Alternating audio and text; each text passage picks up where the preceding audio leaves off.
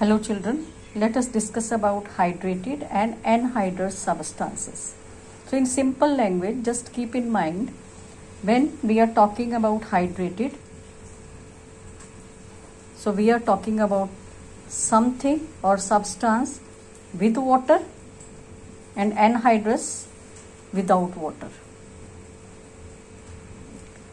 So when we talk about hydrated and anhydrous substances, those substances which contain water molecules along with their salts like sodium carbonate, decahydrate, that is Na2CO3 10H2O. 10 for 10 we use term decahydrate means 10 molecules of water, and copper sulfate pentahydrate means CuSO4.5H2O. Penta means 5. So it is hydrated. Pentahydrate means 5 molecules of water. Here 10 molecules of water. Substances which do not contain any water along with the salts, they are known as anhydrous substances. For example, anhydrous NaCl or KNO3. Okay. The crystals of some salts contain water of crystallization. So this is water of crystallization. Why it is called water of crystallization? Because these salts cannot remain in the crystalline form until this much fixed amount of water molecules are there. It means hydrated sodium carbonate तब तक crystalline form में रहेगा जब तक उसके साथ 10 molecules of water हैं. Copper sulphate, hydrated copper sulphate तब तक क्रिस्टलाइन फॉर्म में रहेगा जब तक उसके साथ 5 मॉलिक्यूल्स ऑफ वाटर हैं. दैट इज वाई, क्योंकि ये वाटर इनको क्रिस्टलाइन फॉर्म देता है, तो इसको हम क्या बोलते हैं? Water of crystallisation. Now the exact definition of water of crystallization is the fixed amount of water that is associated with some compounds which is an integral part of their crystalline structure. ये इनका integral part है, separate नहीं हो सकता. Separate हो गया तो crystalline form will be lost. Integral part of their crystalline structure is called water of crystallisation. Now this water of crystalline, if lost somehow, then these compounds will become anhydrous. ठीक है, अगर ये loss हो गया इनका water of crystallisation, now they are anhydrous. Anhydrous without water. Now how can we test that if any salt is hydrated? We can test them by heating them in test tube or some other apparatus. Suppose I take a test tube. Here, suppose I take hydrated copper sulfate. So hydrated copper sulfate is blue in color. When it is hydrated means 10 molecules of 5 molecules of water are there.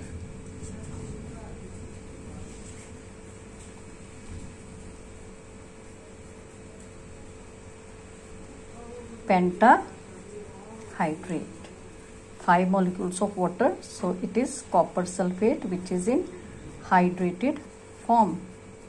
So I heat it. Heat the test tube from any source. So after some time what I will observe that some droplets of water are seen on the cooler and inner side of the test tube. So it means now the molecules of water have come out of this hydrated salt and they have condensed here.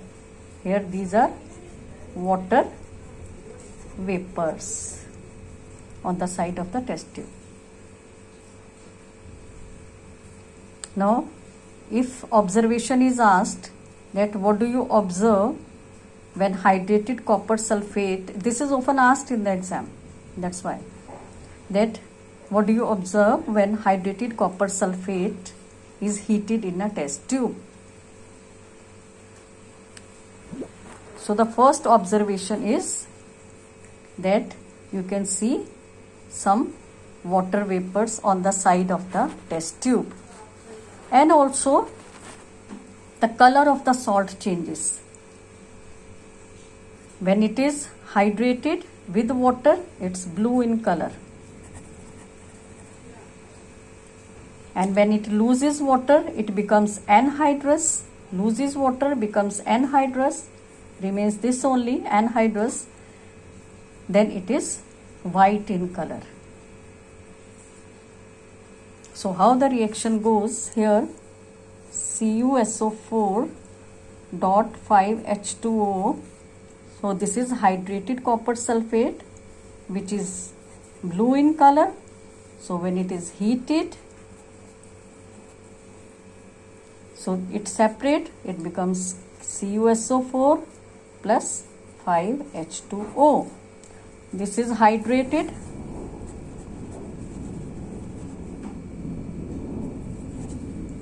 Now this is anhydrous, and these 5 molecules of water are separated. So another observation, the color of the salt changes from blue to white.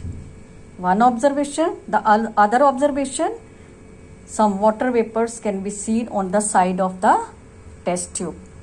Now a question can arise in your mind. There are so many colorless substances.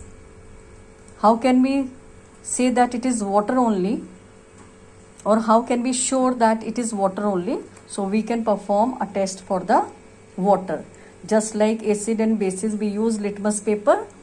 For water, we can use cobalt chloride paper.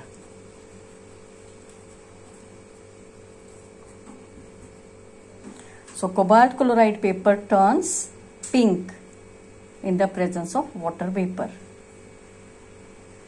And we can perform this test with the salt only. If we put water on the anhydrous salt, the color will again change to blue. So hydrated to anhydrous means blue to white, anhydrous to hydrous by adding water, white to blue. So we are sure that this water is water of crystallization. So there are some salts given in the table, their common name, their chemical name and their formula. And you see that the number of water molecules, that is number of water of crystallization, is fixed for every salt. So already I have given you 2 examples. For this 10 is fixed, for its 5 molecules are fixed. And some other example like Epsom salt, magnesium sulfate dot 7H2O. So this number of water molecules, that is water of crystallization, is fixed for a salt. This magnesium sulfate cannot have more than 7 or less than 7. Copper sulfate cannot have more than 5 or less than 5. One more example, green vitriol or iron sulfate heptahydrate. Iron sulfate heptahydrate. Hepta means 7. So 7 molecules of water are fixed. No more, no less. If ferrous sulfate has to remain, hydrated ferrous sulfate has to remain in crystalline form. So crystalline form is some geometrical form. कोई भी geometrical shape होगी in crystals की. And if this water is lost, they will lose that geometrical shape and they will not remain in the crystalline form. So the common name, chemical name and chemical formula of hydrated salts, you must know their formula, their color or their chemical name can be asked. Now about the anhydrous substances in detail. A substance is anhydrous if it contains no water. For example, salts lacking their water of crystallization. So we use the term anhydrous. So hydrated salt become anhydrous when they lose water. If they lose water, they will become anhydrous. Okay, only this anhydrous, only this anhydrous, with this hydrated. Now table salt, that is NaCl, is anhydrous.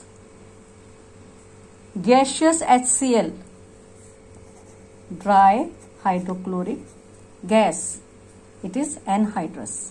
But if we add water, it becomes aqueous solution, and that is hydrochloric acid. So hydrates salts, when lose water, they become anhydrous. So anhydrous salts can be obtained from the hydrous salt by losing water. So by removing water, so this water can be removed. There are certain methods like direct heating. If we heat them, they will lose water. They will become anhydrous. Or by passing or heating through dry and hot air, as we can get it from the blower, etc., hair dryer, etc. Then another method is heating under vacuum. अगर vacuum में इनको heat करें तो भी ये anhydrous बन जाएंगे. Or by using dehydrating or desiccating agent. Now what are dehydrating and desiccating agent? Desiccating agents or dehydrating agents. These are the chemicals or substances that absorb water. Now it's not necessary that all the crystalline substances have water of crystallization. There are substances which can remain in the crystalline form even in the absence of water. The crystalline shape of a substance is not necessarily the result of the presence of water of crystallization. So there are substances which can remain in crystalline form. So this is important, because these are the substances which can remain in crystalline form only when the water of crystallization is there. But there are substances which can remain in the crystalline form even though water is not there. So it's their nature, like sodium chloride, niter, potassium nitrate, sugar. So these are some substances, KMnO4 or ammonium chloride, which can remain in crystalline form even though water is not there. So you must know the names of these substances. Now let us perform an experiment with anhydrous salt. So this was when we heat hydrous salt. So this was observation. So what happens when we heat? If we heat any anhydrous salt without water, if we heat them, so if we take such salt in test tube and heat them, anhydrous salt, and we heat them in a test tube. So test tube can be folded with the help of some test tube holder. So what is observed, that a sound is produced. We can listen, we can hear a sound, because on heating these crystals, they break from bigger particles to smaller particles. So when they break, they produce a crackling sound, and that sound is called decrepitation. So it's a new word and important word,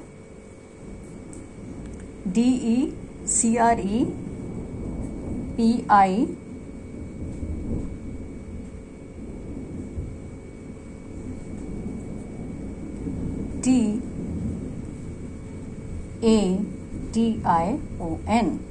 So it's a new word, but it's an important word. You can use this word when you have to write the observation of this anhydrous salt on heating. So when we heat it through any source, a crackling sound is produced, and that crackling sound is known as decrepitation. So that this is the word you have to remember. So this is the one observation when you heat anhydrous salt. Another observation, you don't see, if you compare, then you don't see any water droplets on the side of the test tube. This is the main difference that when you heat hydrous and anhydrous salt. ठीक है, वो तो आपको heat करते ही पता लग जाएगा. जिसमें वाटर ड्रॉपलेट्स आगे वो हाइड्रेटेड है, जिसमें नहीं है वो एनहाइड्रस है. अब वो कौन सा सॉल्ट है, कैसे है, वो हम बाद में टेस्ट से देख लेंगे. Now when crystals of potassium nitrate are heated, they first melt and they form a colorless liquid, and then on strong heating they produce oxygen. So we know that potassium nitrate is good oxidizing agent. It produces oxygen. So when we heat it, it first forms liquid. So the reaction goes like this.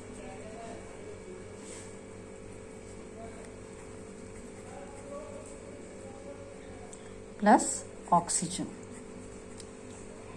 So what can be the observation in such reaction? In such reaction, what can be the observation? That a colorless gas is given out. Now there are so many colorless gases. So how can we be sure that this colorless gas is oxygen? So if we take burning splinter, it will start burning or glowing more vigorously. So it is sure that that gas is oxygen. Potassium nitrite, a light yellow solid residue is left behind. So the color also changes. So this is a light yellow solid. So we will find light yellow solid. So there are two observations.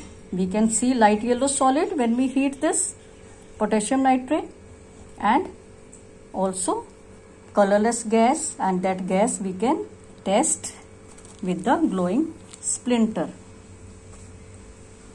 And both the substances, here we have taken sodium chloride, we heat it and we listen, we hear a crackling sound, decrepitation takes place. On the other hand, when we heat potassium nitrite, so what we get?